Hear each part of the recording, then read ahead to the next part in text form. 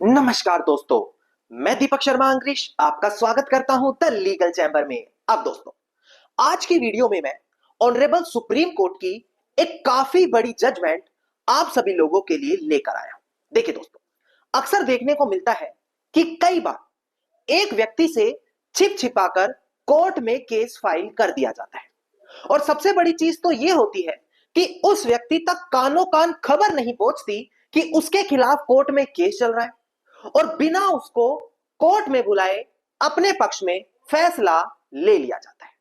जो इस प्रकार के फैसले होते हैं जहां पर दूसरी पार्टी कोर्ट में नहीं आती, उनको बोला जाता है एक्स पार्टी ऑर्डर या एक्स पार्टी डिक्री, जहां पर दूसरी पार्टी को बिना सुने ही फैसला दिया गया हो। नाउ दोस्तों, इस चीज के संदर्भ में एक काफी बड़ी जजमेंट ऑनरेबल सुप्रीम कोर्ट की आई है, जहां पर साफ बोला गया कि अगर एक व्यक्ति किसी चीज को, जैसे कोर्ट में अपील फाइल करने के लिए, कोर्ट में कोई एप्लीकेशन लगाने के लिए समय सीमा से बाहर हो जाता है, क्योंकि आपको पता होगा हर चीज की एक समय सीमा है, तो समय सीमा से बाहर हो जाने के बावजूद भी वो अपने उस आवेदन को कोर्ट में स्वीकार कर सकेगा। और आज की वीडियो में मैं आपको ये एक्स पार्टी डिक्री जो मैंने शुरू में बताई थी और जो समय सीमा से बाहर जाकर एप्लीकेशन लगाई जाती है, इन दोनों चीजों के बारे में बड़ी अपडेट देने वाला हूं। तो अगर आपका कोई भी केस कोर्ट के अंदर चल रहा है तो ये नई अपडेट आप लोगों को पता होना अनिवार्य है। अब दोस्तों, अगर आप लोगों को हमारी ये वीडियोस अच्छी लगती हैं, अगर आप लोगों को हमारी तरफ से किए गए एफर्ट्स अच्छे लगते हैं, तो मेरा आप लोगों से अनुरोध है, इस वीडियो को आप लाइक जरूर करें, ज्यादा से ज्यादा शेयर जरूर करें और अपना वैल्यूएबल कमेंट सेक्शन में जरूर लिखें। तो चलिए दोस्तों, अब आज की इस वीडियो को हम ज्यादा लंबा ना करते हुए आज की इस वीडियो को स्टार्ट करते हैं।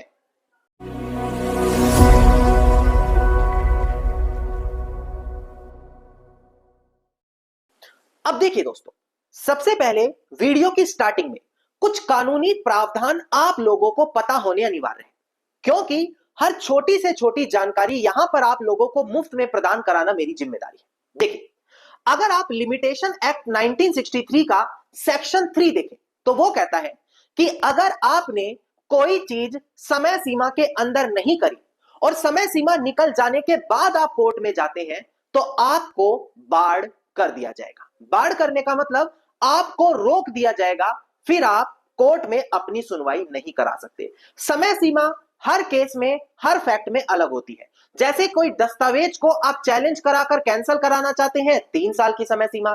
किसी से पैसा निकलवाना चाहते हैं, 3 साल की समय सीमा। जमीन से कब्जा छुड़वाना चाहते हैं, 12 साल की समय सीमा। इस प्रकार से हर सिचुएशन के लिए एक समय सीमा दी गई है और अगर आप इस समय सीमा से बाहर हो गए फिर कोर्ट आपकी सुनवाई नहीं करता। पर इसी लिमिटेशन एक्ट का सेक्शन 5 आपको वहां पर राहत देता है।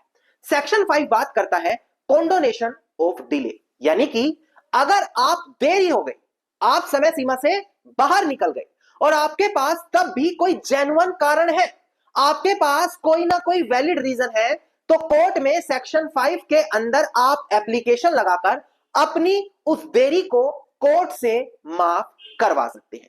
इसको बोला जाता है कॉन्डोनेशन ऑफ डिले। अब दोस्तों, यहां से आपको लिमिटेशन एक्ट के प्रावधान समझ में आ गए।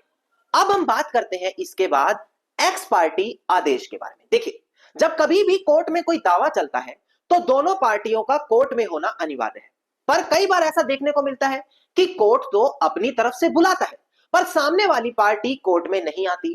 तो ऐसी सिचुएशन में कोर्ट एक्स पार्टी आदेश सुना देता है कि हमने तो सामने वाली पार्टी को समन देकर बुलाया पर सामने वाली पार्टी नहीं आई, इसीलिए उन्हें बिना सुने ही हम अपना आदेश दे रहे हैं ना।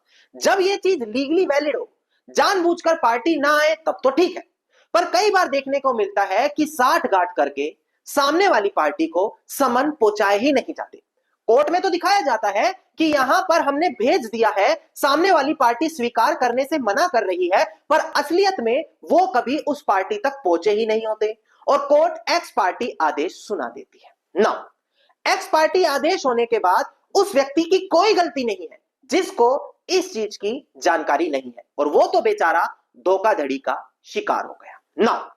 यहां पर साफ बताया गया है कि अगर एक व्यक्ति इस प्रकार से किसी एक्स पार्टी आदेश के अंदर बेवजह फंस जाता है तो ऑर्डर 9 रूल 13 का इस्तेमाल करके वो अपने इस आदेश को खत्म भी करवा सकता है और उसके बाद दोबारा से केस की सुनवाई शुरू हो सकती है। अब दोस्तों, ये मैंने सभी कानूनी जरूरी जितने भी प्रावधान थे आप लोगों को क्लियर कर दिए। अब मैं अगर आपको बोलूं कि अगर आप किसी आवेदन या अपील को डालने में देरी कर गए, अब वहां पर आपको उसकी जानकारी भी नहीं थी, धोखे से सब काम पीछे से चल रहा था, और जब आपको उसकी जानकारी हुई तो आपको पता लगा कि मेरा तो सारा समय ही निकल गया। अब यहां पर ऑनरेबल सुप्रीम कोर्ट ने काफी बड़ी राहत दी है कि अगर ऐसा कोई एक्स पार्टी आदेश हुआ है जिसकी जानकारी सामने वाली पार्टी को नहीं थी, तो वो बिना सेक्शन 5 की एप्लीकेशन लगाए हुए भी अपने उस आदेश को खत्म करवा सकती है। सेक्शन 5 का मतलब बिना ये चीज कहे, बिना इस चीज की एप्लीकेशन लगाए कि मेरा यहां पर देरी का कारण क्या था, कॉन्डोनेशन ऑफ डिले क्या रहा, उसकी एप्लीकेशन के बिना ही कोर्ट में अपना जो केस है उसको दोबारा स्वीकार करा सकती है। और ये जो जजमेंट है हर उस व्यक्ति के लिए काफी ज्यादा लाभदायक होगी जो बेचारा धोखाधड़ी का शिकार हुआ है। नाउ अब डिस्प्ले पर ध्यान दें, मैं आपको जो केस टाइटल है सबसे पहले वो डिस्प्ले पर दिखाकर क्लियर करूं, इसके बाद केस के फैक्ट्स मैं आप लोगों को क्लियर करूंगा। देखिएगा दोस्तों, डिस्प्ले पर देखिए केस टाइटल है द्वारिका प्रसाद डेड थ्रू लीगल रिप्रेजेंटेटिव, जो यहां पर अपीलियंट है, वर्सेस पृथ्वी राज सिंह जो यहां पर रिस्पोंडेंट है। इसका एसएलपी नंबर है 11259 ऑफ 2022 और डेट ऑफ जजमेंट है हमारी 20 दिसंबर साल 2024। नाउ दोस्तों, प्रेजेंट केस के अंदर कोर्ट में एक दावा डाला गया जहां पर प्लेंटिफ ने सेल डीड को नल एंड वॉइड ठहराने के लिए कोर्ट में केस डाला। वहां पर जो सामने वाली पार्टी है वो कोर्ट में नहीं आई, जिसके चलते यहां पर ट्रायल कोर्ट ने उस दावे को क्या करा, एक्स पार्टी आदेश दे दिया कि सामने वाली पार्टी नहीं आई, हम उनको बिना सुने ही इस सेल डीड को नल एंड वॉइड करते हैं।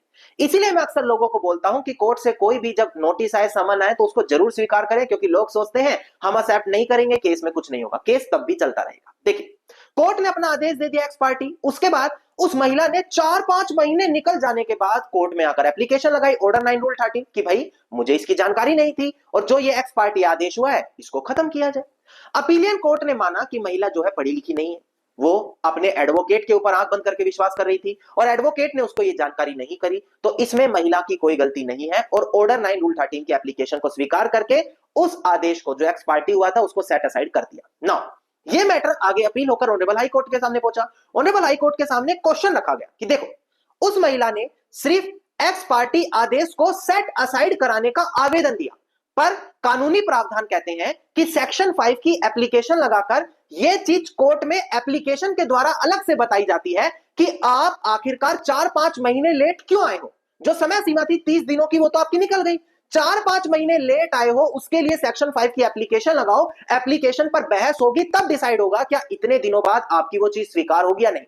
ऑनरेबल हाई कोर्ट ने देखा कि ऐसी कोई एप्लीकेशन ही महिला ने नहीं लगाई, तो अपीलियंट कोर्ट ने जो उस एक्स पार्टी आदेश को खत्म किया वो बिल्कुल गलत है और ऑनरेबल हाई कोर्ट ने अपीलियंट कोर्ट के फैसले को पलट दिया। नाउ ये मैटर आगे अपील होकर अब ऑनरेबल सुप्रीम कोर्ट के सामने आया है।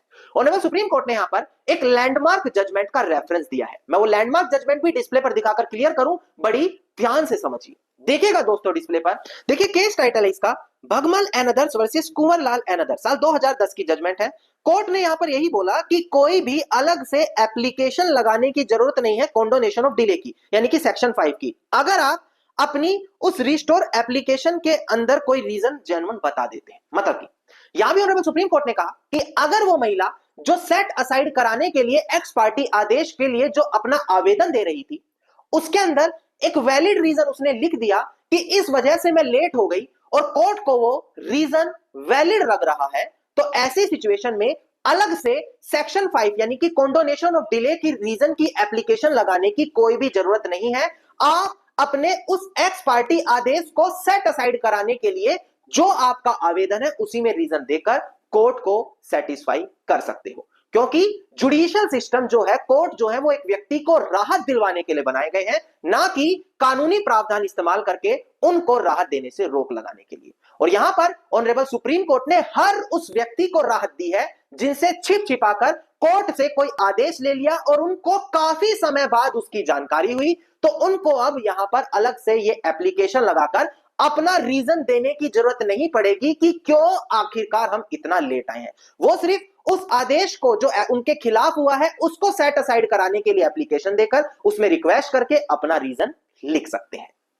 धन्यवाद दोस्तों। उम्मीद करता हूं वीडियो में मिली ये लेटेस्ट अपडेट आप हर व्यक्ति के लिए काफी ज्यादा लाभदायक साबित होगी। अगर वीडियो में मिली जानकारी आप लोगों को अच्छी लगी तो वीडियो को आप लाइक, शेयर और कमेंट जरूर कीजिएगा। वीडियो से जुड़ा अगर आपका कोई क्वेश्चन है तो मुझे आप कमेंट सेक्शन में लिख सकते हैं। इसके अलावा अगर आप लोग रोजाना इसी प्रकार से हर महत्वपूर्ण जानकारी पाना चाहते हैं तो चैनल को तुरंत सब्सक्राइब करते हुए नोटिफिकेशन बेल आइकन आप जरूर दबा दें।